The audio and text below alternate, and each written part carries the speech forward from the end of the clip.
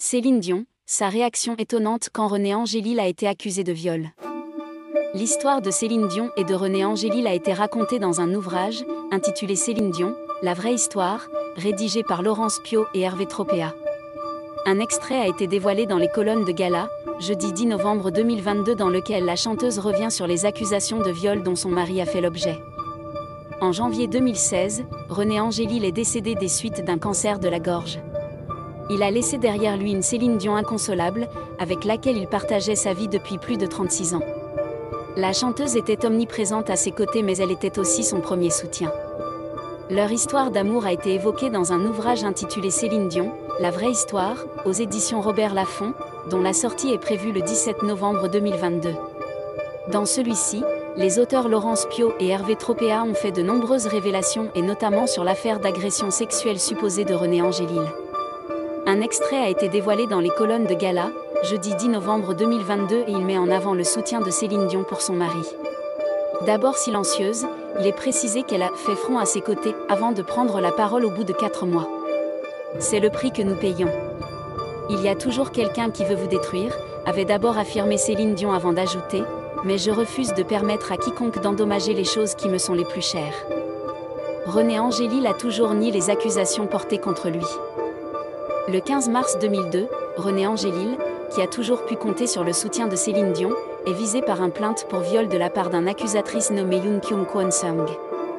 Dans celle-ci, elle évoque des faits qui se seraient déroulés le 18 mars 2000, dans le Caesars Palace, un casino de Las Vegas où le principal concerné avait l'habitude de se rendre.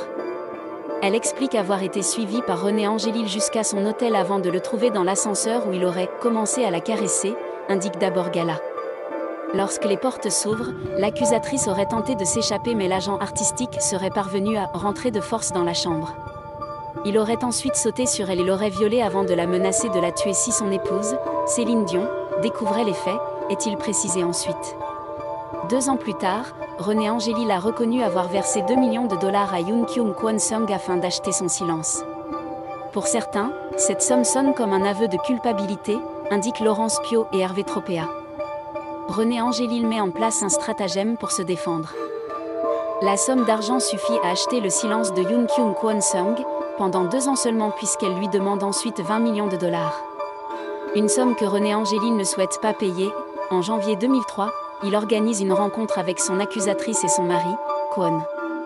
Les auteurs expliquent que, lors de celle-ci, un officier de police s'est fait passer pour l'agent de René Angélil et il a réussi à s'infiltrer dans cette réunion. Des caméras et micros ont été installés dans la pièce. Le couple, qui n'est pas informé de cette situation, est alors pris en flagrant délit de chantage et de tentative d'extorsion, peut-on lire ensuite. L'accusatrice aurait essayé d'extorquer de l'argent à nouveau, assurant qu'elle avait en sa possession les habits qu'elle portait le soir de cette supposée agression, une robe. C'était tellement stupide. Quand je l'ai rencontrée, elle portait un pantalon noir et une veste noire, avait déclaré celui dont les dernières phrases prononcées avant sa mort ont été dévoilées. La plainte déposée par Yoon Kyung Kwon Sung n'a donc pas été prise en compte par la police de Las Vegas par manque de preuves.